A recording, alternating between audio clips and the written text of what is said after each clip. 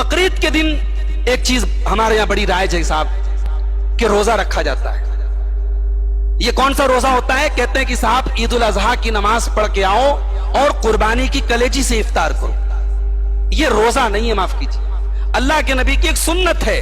हजरत बुरैदा इब्ने हसीब असलमी कहते हैं कि अल्लाह के नबी ईद के दिन जब निकलते थे कुछ खा के निकलते थे, और ईद उल अजहा के दिन जब आप निकलते थे बगैर खाए निकलते थे और आते थे तो कुर्बानी के गोश्त से आगाज करते थे। तो ये कोई कंपलसरी नहीं है, फर्ज नहीं है, ये सुन्नत है। बेहतर है कि आप कुछ ना खाएं, लेकिन खाने का जिक्र आया है। प्यास लगी है तो पानी पी सकते हैं, कोई रोजा नहीं है। बकरीद के दिन तो वैसे भी रोजा रखना हराम है। बकरीद के दिन साल में 5 दिन ऐसे हैं जिसमें रोजा रखना हराम है। एक तो ईद उल फित्र के दिन भी रोजा रखना हराम है, और ईद उल अजहा के दिन, और ईद उल अजहा के बाद 3 दिन। ये टोटल 5 दिन है साल में जिसमें रोजा आप नहीं रख सकते। क्यों? ये खुशी का मौका है, ये खाने और पीने के दिन है। तो बकरीद के दिन कोई रोजा नहीं रखना है।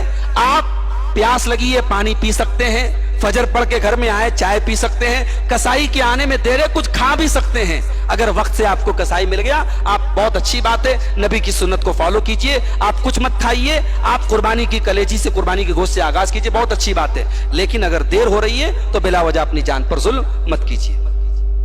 और इसी तरीके से आखिरी बात ये कहनी है मेरे भाइयों कि कुर्बानी का जो त्योहार है ये हमारे मुल्क में हम जानते हैं कि बड़ा सेंसिटिव त्योहार है।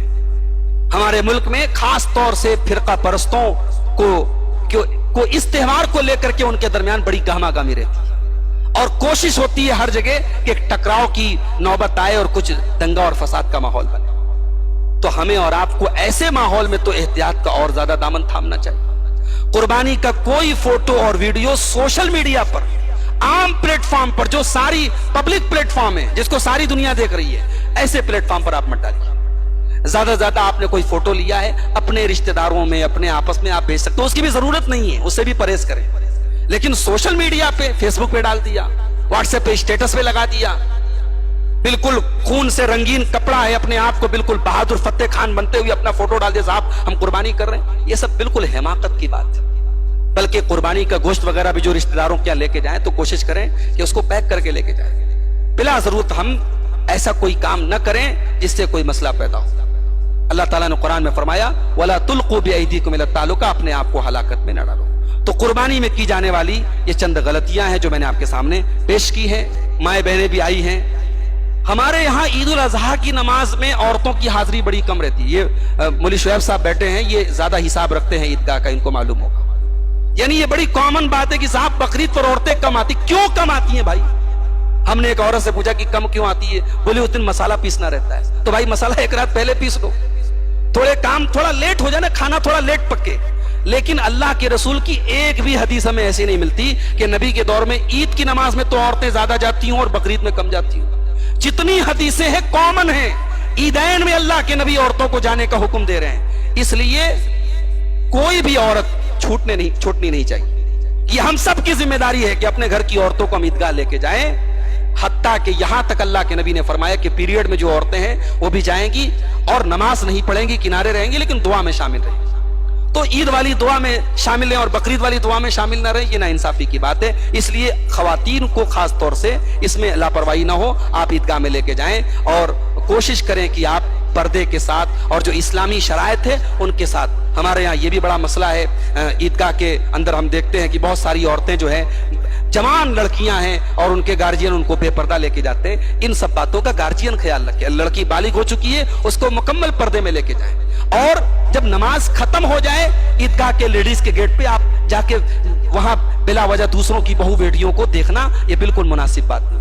आज फोन का जमाना है, आप लोकेशन बता दें, जिस टाइम उनको निकलना हो, जब वो गेट पर पहुंच जाए आपको बता दें। वहां मर्दों की भीड़ का खड़ा होना कि साहब अपनी बहन को लेने आए, अपनी बीवी को लेने आए, ये बिल्कुल नामुनासिब बात है। और याद रखिए एक बड़ा तबका समाज का ऐसा है जिसके घर की औरतें ईदगाह जाना चाहती हैं, ان کا دل مچلتا ہے مگر انہوں نے پابندیاں لگا کے رکھی ہیں. ہم اور آپ ان کو کسی اعتراض کا موقع نہ دیں. ہم نبی کی سنت کو بھی زندہ کریں اور جو اسلام کی شرائط ہے, اسلام کے جو قوانین ہیں ان پر بھی ہم عمل کریں. اور الحمدللہ اب بڑی تیزی سے ہم دیکھ رہے ہیں کہ بہت سارے ایسے گھروں کی عورتیں بھی عیدگاہ میں آ رہی ہیں جہاں اب تک پابندیاں تھی, بندشیں تھی, لوگ عورتوں کو نہیں بھیجتے تھے عیدگاہ, مگر ان گھروں کی عورتیں بھی عیدگاہ میں آ رہی ہیں. الحمدللہ یہ اللہ کا شکر, اس پر ہم ادا کریں. حالانکہ پورے ہندوستان کا دورہ کرتے ہوئے میں نے ایسے بھی علاقے دیکھے, اسی یوپی کے اندر غازی پور کا علاقہ دیکھا میں نے, ایک جگہ اہل حدیث بستی ہے, اہل حدیث گاؤں ہے, اور عیدگاہ کے اندر عورتوں کا انتظام ہے. بڑے بوڑھے وہاں جو ہے ضد کر کے بیٹھے, صاحب ہم عورتوں کو جانے نہیں دیں گے, ہمارے باپ دادا نے جانے نہیں دیا, ہم نہیں جانے. یہ اہل حدیث کی بات میں کر رہا ہوں. تو یہ تو بہت افسوس کی بات ہے کہ بھئی اہل حدیث کہتے ہیں اس کو ہیں جو قرآن و حدیث پر عمل کرے, لیکن کہیں کہیں ضد میں معاملہ ایسا پڑا ہوا ہے. بہرحال اللہ تعالی ہم سب کو ہر معاملے میں سنت پر عمل کرنے کی توفیق عطا فرمائے. رب العالمین آج کی اس مجلس کو جن بھائیوں نے اس کو منعقد کیا ہے, اس میں کسی بھی طریقے کا تعاون کیا ہے, اللہ ان کی محنتوں کو قبول فرمائے. کاروبار میں اللہ برکت عطا فرمائے. جو بیمار ہے اللہ ان کو شفاء کامل عاجل عطا فرمائے. رب العالمین جب تک ہمیں دنیا میں زندہ رکھے, اسلام پر زندہ رکھے, اور ہم سب کا خاتمہ ایمان پر ہو. آمین. ربنا تقبل منا انک انت السمیع العلیم وتب علینا انک انت التواب الرحیم. وصلی اللہ تعالی علی نبینا محمد وعلی آلہ وصحبہ اجمعین. والسلام علیکم ورحمۃ اللہ وبرکاتہ.